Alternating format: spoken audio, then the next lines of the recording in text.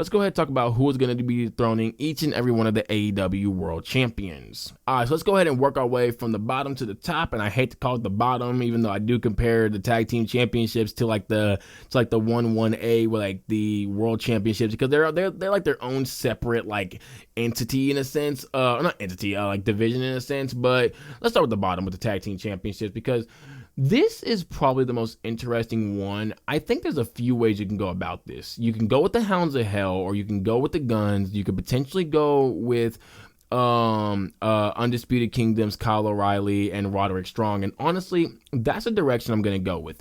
I like the Hounds of Hell winning if you eventually put Julia Hart with some gold, or if you have Julia Hart really be shown to be the leader of the group, and these are like her hounds and she's like the witch from hell, and you really run with that gimmick. I would absolutely love that, but I don't know if they're going to do that just yet, especially with the way they've been booking the Hounds of Hell as of recent. I don't really know what's going to be happening with this group.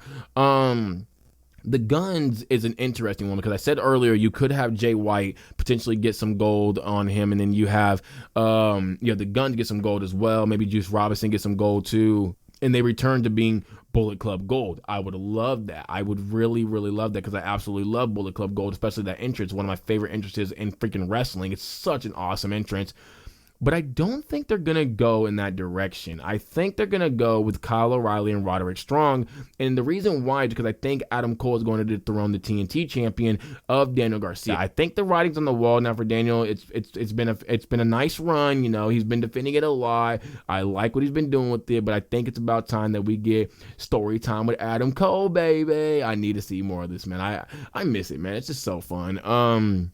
But I think like Adam Cole has everything to be a top guy. He is literally world champion, face of the company material. It's just that he can't stay healthy. So you put the TNT championship on him, like one of your lesser championships, but at least you're doing something with Adam Cole, though. You're not just kind of wasting him away. And then you have Undisputed Kingdom with some gold as well, Kyle O'Reilly and Roderick Strong. And you really just kind of push Undisputed Kingdom a bit more, and show that we are invested in this group, that we do see a lot of the potential with this group, that the same way y'all really love this group, we also really love this group as well. And I think this would be perfect for them to get this gold. I think they'd be able to do amazing things with it. We still have Roderick Strong doing the whole Adam, which I absolutely love, by the way. And we have Kyle O'Reilly just being a pretty cool dude, even though he was having issues with Adam Cole for a while. But if we did go the way of the Hounds of Hell getting it, then I would love to see the Hounds of Hell getting the tag team gold and seeing Julia be the TBS champion. I think that would be absolutely phenomenal. Put her back in some title pictures. I think she's a phenomenal wrestler. She plays the character really dang well, and her mic skills are pretty good too. But like I said, I don't think they're gonna go in that direction though. So my two potentials to dethrone Mercedes Moné are Megan Bayne and Willow Nightingale. Now after tonight, Megan Bayne's gonna be getting the AEW World Championship, AEW Women's World Championship picture. Her and Toni Storm are gonna tear the house down. It's gonna be a phenomenal match. I think even the feud's gonna be pretty good as well. And Toni Storm could carry the feud because Megan's not. Well, we haven't really even seen what the heck she's like on the mic.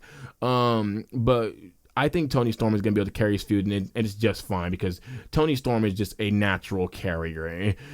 She is just such an amazing character worker that Megan Bayne doesn't really even have to say much during this feud, and it's gonna cook, man.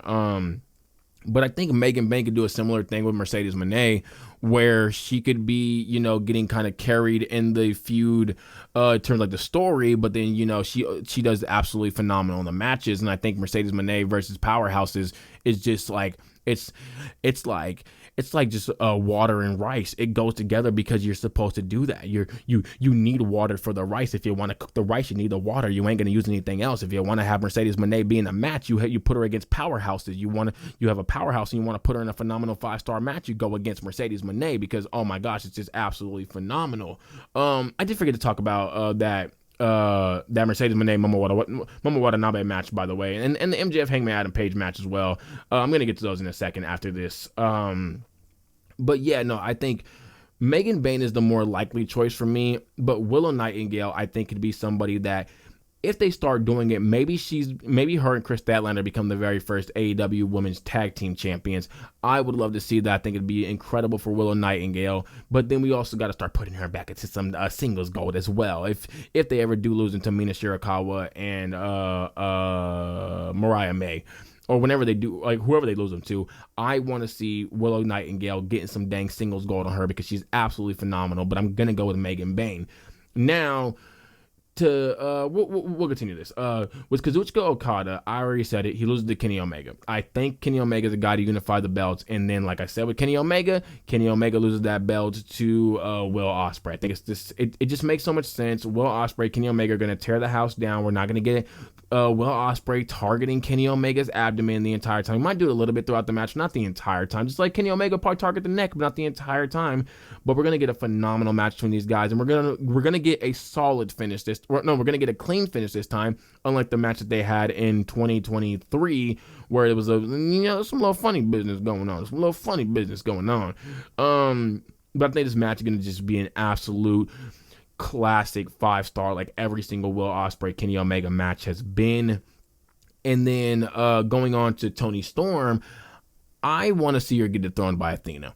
I want to see Athena lose that Ring of Honor belt to Mercedes Moné, let her be 5 belts Moné, and then we have Toni Storm get dethroned by Athena. I don't want to see her get dethroned by Mariah May. I don't want to see her get dethroned by Mercedes Moné. I would love to see Athena and Toni potentially main eventing a pay-per-view, whether it be probably Double or Nothing. I don't think Toni loses it that quick, but like whatever's after All In, because the whole schedule's like all wonky this year, so I don't know exactly what's after All In, but maybe you could have Toni Toni and Athena main event All In. I would love to see that. Hey, Tony Khan, you want to get back in a lot of our good graces that love women's wrestling? You have Toni and Athena main event All In. Athena is a big enough name. She and Toni Storm were on the PW Insiders top 10. I think Athena was number 10, and Toni Storm was number 1. I want to say Athena was number 10, but she could have been like number 8 or something like that.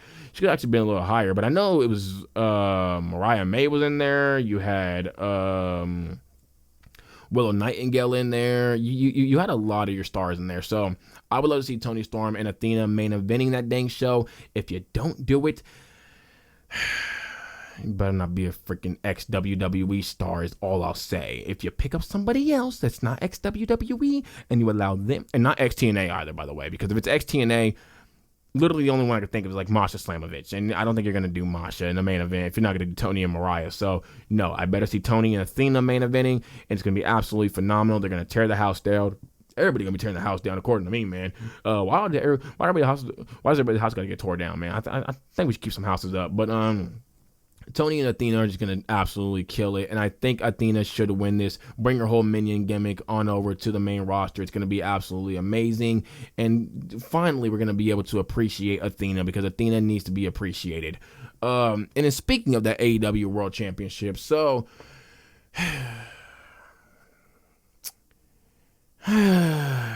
man, oh man. How the mighty have fallen. I wanted Darby Allin to be the guy to dethrone Jon Moxley. I'm going to be real with you. I don't care about it now. The fact that Jon Moxley has had to deal with so much hate because Darby Allin just wants to be a dang daredevil, I don't care about the guy. I don't care, man. I don't want him to win it. I want Swerve Strickland to win it at Dynasty. I want Swerve to go on to have a big match at All In. Maybe he has a match against MJF, and then maybe MJF dethrones him there because MJF aligns with the Hurt Syndicate. Although I don't want Swerve to lose like back-to-back All Ins. We don't need to do that. I think Swerve should win this All In. I want Swerve to dethrone Jon Moxley because I don't want Darby Allin to do it, because if Darby Allin does it, it's going to really just be a slap in the face of the entire roster. I think this guy does not like wrestling the way the rest of that roster does. I really hate this, though, because Swerve Strickland and Moxley is not going to have the greatest build-up going into Dynasty. Dynasty happens on the 5th. They're going to be having Cope and Moxley are going to be wrestling on, what is that, the 19th. Dude, we're getting 19th, and then we have maybe something happens on Collision this week with Cope, and no, you're not gonna have anything happen with Swerve and Moxley, even though we know Moxley's gonna win. Maybe next Collision you have something set up, and then on the 22nd and the 26th, the 29th, and the 2nd. That's about what 1, 2, 3, 4 shows. I mean, that should be enough. So yeah, I want to see Swerve Strickland win it. I don't think he will, though. It's like either Swerve. It's crazy because all of my guys, I want them to win it. Swerve, Will, and Jay White are literally all gunning for this dang title, and I want to see all three of them win it. Sadly, they're not gonna win it though, man, and it hurts me. It hurts me to me poor little core.